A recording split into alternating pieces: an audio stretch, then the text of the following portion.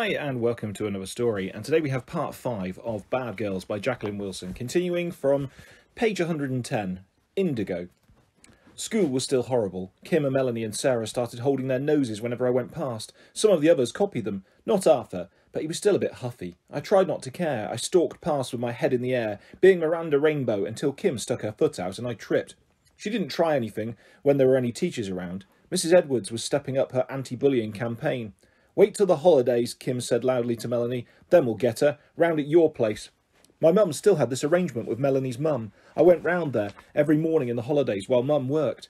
"But I can't go to Melanie's now," I insisted. "Have they started bullying you again?" said mum. "No, well, not really. They just do silly things sometimes, but don't go back to school. Mum, I just ignore them like you told me, but I absolutely can't go to Melanie's in the holidays. She hates me and I hate her too." Mum got very worried. She wanted me to try to make friends with Melanie again. "But Mandy doesn't want to be friends with Melanie," said Dad, "and I don't blame her. Melanie's been horrible to her." "They used to get on all right. I just don't know what to do otherwise," said Mum wretchedly. "I can't take Mandy to the office with me. She's not old enough to be left on her own, but she's too old for a childminder. What on earth are we going to do?" "It's obvious," said Dad.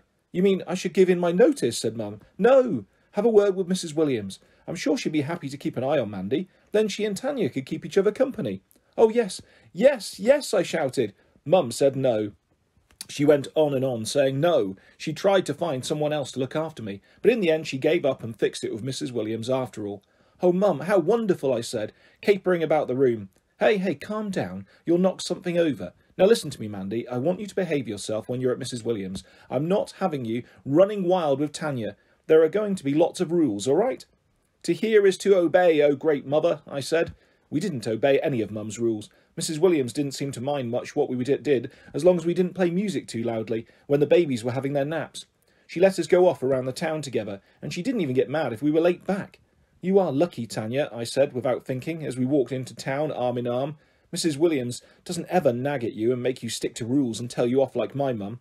"Well, that's because she's not my mum," said Tanya. "She's just my foster mum. She gets paid for looking after me. It's her job. And she didn't even want me. I was just shoved her way because they couldn't find anyone else for me. We get on okay. She's not a bad old stick, but she doesn't really care about me. She gets all gooey-eyed over the babies sometimes. I don't know why, because they're all slurpy and snotty most of the time. But she couldn't care less about me, so she doesn't nag.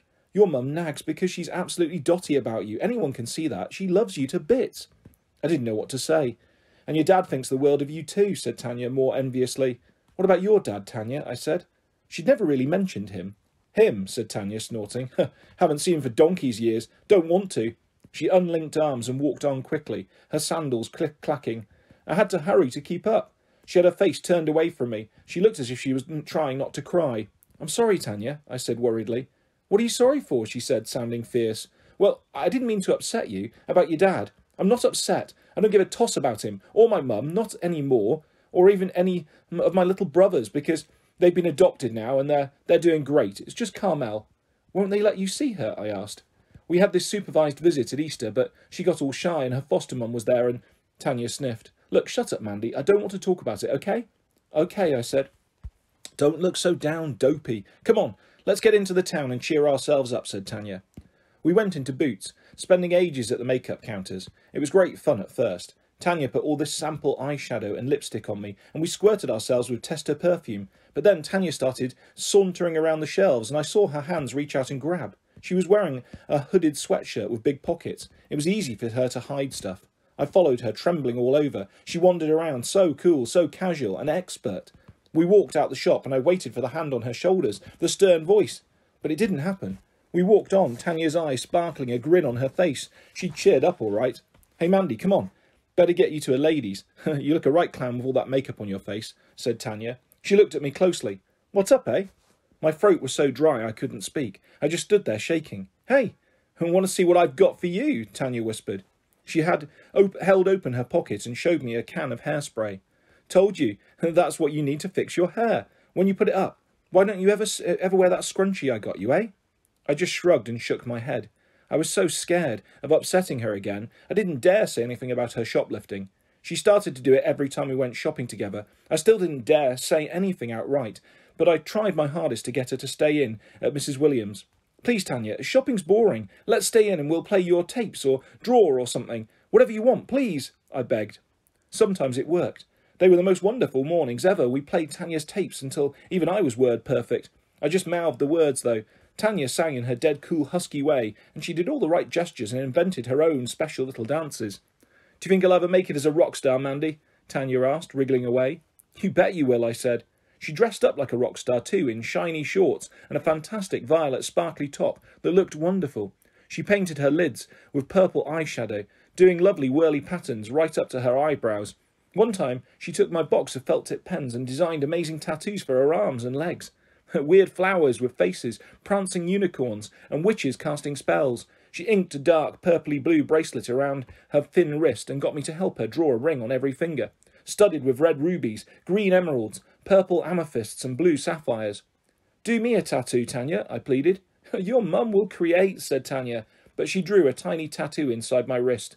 The felt tip tickled, and it felt funny when she pressed on my veins. She drew a red heart outlined with a frill. There were two names entwined, Tanya and Mandy. I felt faint with pride and happiness. When it was time for Mum to come and collect me, I stuck a plaster over my tattoo and pretended I'd scratched myself. Whenever I was on my own, I'd take little peeks at the heart. I managed to keep it until bedtime, and then Mum made me have a bath. The plaster peeled off and the heart got washed away. I took my felt tips with me the next day and demanded another heart. Tanya liked to draw too, using her new propelling pencil. We made up this really great story about two girls who travelled all around the world together. Tanya called her girl Love Tanyanita. I let mine be called Miranda Rainbow. I was a little worried at first, sharing such an important pretend person with Tanya, but she took it all seriously and didn't tease at all. Love and Miranda were poor at first, and they had to hitch lifts in lorries and share a sleeping bag at the side of the road. But then Love started singing and had a hit album and made even more money than Madonna. She still stayed best friends with Miranda. They lived in a penthouse flat with white furniture and white carpets and a heart-shaped white bed and a huge swimming pool on the roof with real dolphins. And when Love and Miranda travelled the world, they now had their own white stretch limousine. Tanya was so good at adding bits to the story that I begged her to write it all down for me so I could remember it all forever. There were two girls, Tanya wrote, very slowly. I didn't say a word, but she saw my expression. Yeah, well, I'm not that great at writing, she said. I've had learning problems, because of my mum and stuff, and I'm dyslexic anyway. Know what that is? It's when you can't read and write well. But it doesn't mean you're thick. Of course not, I said quickly. I can't be thick, because I know all the words, great long ones. Some of them, I just don't know. I just know how to write them down proper. I could teach you, I offered. But it didn't work. I felt too shy to point out all Tanya's mistakes. When I dared tell her something was wrong, she went red. Hey, this is boring. It's the holidays. Who wants to do school stuff in the holidays? Come on, let's go into town. No. Oh, come on, Mandy. I'm fed up with staying in. There's not time before my mum comes to collect me. Don't be daft. Your mum doesn't come till 1:30. Why don't you want to go shopping, eh? You know why, I said desperately. What? Because I don't like it when I what? You know. No, so tell me, said Tanya, doing up her sandals. When you take things. Tanya stood up in her heels, her hands on her hips. But I always nick something nice for you too, she said. Yes, but I wish you wouldn't. I get so scared. Look, it's okay. I know what I'm doing. I won't get caught, honest, I never do. But it's wrong, I said, nearly in tears. What? Said Tanya. Oh, give me a break. It's stealing. I know it's stealing, but they won't miss it. They mark the prices up to counteract any shoplifters, and how else am I going to get all the stuff I need, eh? Old Pat isn't exactly generous with the pocket money, even though she gets paid a fortune for looking after me. It's okay for you to be Miss Goody-Goody. You get heaps of things bought for you. I know, I'm sorry. Don't get mad at me, Tanya. OK, we'll go shopping, I said tearfully. Oh, I've gone off the whole idea now, said Tanya. You've just spoilt it all. I used to get things for Carmel, and she was thrilled. She thought I was really great. We used to have such fun together, but you're no fun at all, Mandy White. She threw herself down on her bed and hid her face. Oh, Tanya, don't, please, I said, sobbing now. I couldn't believe everything had gone so terrifyingly wrong in just a few seconds. I could have bitten out my tongue. Then Mrs. Williams knocked at the door and poked her head round. Yes, I thought I heard someone crying. What's up, Mandy? Nothing, I said stupidly, although I was howling. Mrs. Williams looked at the bed. Is Tanya throwing a moody, she said. Hey, Tanya. Tanya didn't move. Never mind, said Mrs. Williams. You come downstairs with me, Mandy. We'll have a cup of tea and a biscuit, OK? But what about Tanya? She'll come and join us when she feels like it, said Mrs. Williams. I was sure she was wrong. I cried so much I couldn't gulp down my tea. Simon came and sat on my foot, staring up at me curiously. Charlie crawled over too, whining irritably himself because he was teething. Great drools ran down his chin. Baby Ricky started whimpering in his pram in the hall. Good heavens, you're a moany lot today, said Mrs. Williams. So, what was the row about with you and Tanya, eh, Mandy? Nothing, I repeated, blowing my nose. Yeah, nothing, said a familiar voice. Tanya came clacking into the kitchen. I want a cup of tea too, Pat, and let's have some chocky biscuits too, yeah? She bent down and tickled Simon's tummy. We want chocky bickies, don't we, little pal? He giggled and squealed. Charlie clamoured for attention too, and she swung him high above her head. He drooled with delight. Yuck, you're drenching me, you little water spout, said Tanya, putting him down again and wiping her face. She looked at me. Hey, you're spouting too. What's up, Mandy? Oh, Tanya, I sobbed. Will you make friends? We're always friends, you daft banana, said Tanya, and she dabbed at my face with the dishcloth. Here, wipe your eyes. We'll go shopping now, I said. No, it's okay, said Tanya, nibbling her chocolate biscuit. Maybe tomorrow. I decided I didn't care what Tanya did. I had to have her as my friend, no matter what, even if it meant she went shoplifting while we were out. I got terribly scared all the time when the two of us set off into town the next morning. Tanya looked at me closely. Are you all right? Yes, I said quickly, forcing a smile. Come on, tell old Tanya what's bugging you, she said, tickling me under the chin as if I was Charlie. Give over, I said, laughing too loudly. I wanted so badly to show her I could be fun. Tanya might not be great at reading words, but she could read my mood just like that. It's okay, Mandy, she said. Look, if it seriously bothers you, I promise I won't nick any more stuff for you, okay? Really, I said, dizzy with relief. I'm not saying I won't nick any stuff for me, mind you, said Tanya, grinning. She put her arm around me. You still want to be friends with me, yeah? You're the best friend in the whole world, I said fervently. We went to the Flowerfield shopping centre, and at first we had the greatest time ever. We larked around watching the animated mice and bunnies and squirrels dancing through the plastic flower display. Tanya fished out a whole handful of change from the wishing fountain, but then she threw it all back.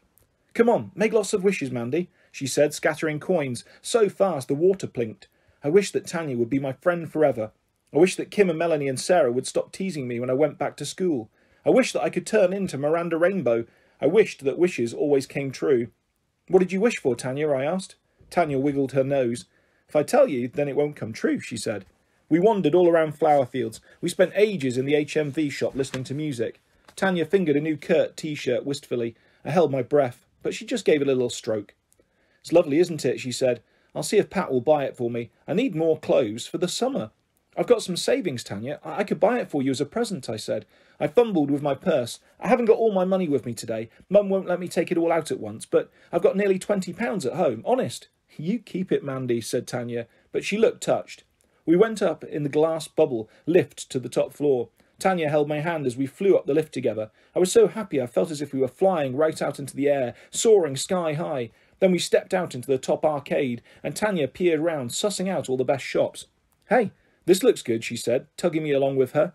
It was a shop called Indigo. I'd never been there, but I'd heard Melanie going on and on about it. It had a dark blue front with silver slatted doors, the sort you get in a cowboy saloon.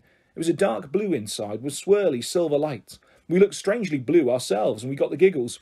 All the clothes were on silver racks with special spotlights. They were mostly denim, jeans and shirts, and little skirts and jackets. And there were some dark blue knitted sweaters too that Tanya went crazy over. She tried one on and whirled around, stroking its softness. I could buy you that instead, I said. Tanya wrinkled her eyebrows and showed me the price ticket. Wow, well, I can't afford that, I said. No one can afford that, said Tanya, looking at herself in the mirror. There was a sales assistant across the shop watching, a fair, good-looking boy dressed in indigo clothes. Tanya stuck her chest out. Honestly, look at that guy giving me the eye, she said, smirking a little. Maybe you're not supposed to try on the jumpers, I said. How can you tell what they look like if you don't try them on, said Tanya, struggling out of the sweater reluctantly. She took her time folding it up. I watched her, my heart starting to beat fast, but she put it back on the shelf beside the others. We went over to look at the jewellery in a case against the wall. We bent over the huge, chunky silver bracelets, and the rings studded with turquoises. The case was locked, so we couldn't try them on. Shall I call that guy over? Get him to open it up for us, said Tanya. No, he's still staring at me. She stared back, a silly expression on her face. I thought you hated boys, I said sourly. I do, said Tanya, but I can't help it if they fancy me, can I? She walked over to a display of cowboy boots, so we were much nearer the fair boy. He had his arms folded, and he kept tossing his head to flick his fair hair out of his eyes. He was certainly still staring at Tanya. He had blue eyes, dark blue, indigo like the shop. He looked the sort of boy you see in television soaps, the sort most girls are crazy about. Maybe even Tanya. Tanya, come on, we ought to be getting back soon because of my mum, I said sharply. We've got bags of time yet, said Tanya. Come on, I want to try some of these cowboy boots. Aren't they great? She bent and undid one clumpy sandal. Her foot wasn't very clean. She stuffed it quickly into a white studded boot. Terrific, eh? Said Tanya, waggling her leg admiringly. She looked up. Uh-oh, she said. The fair boy was coming over. Tanya winked at me and then smiled as the boy approached, but he didn't smile back.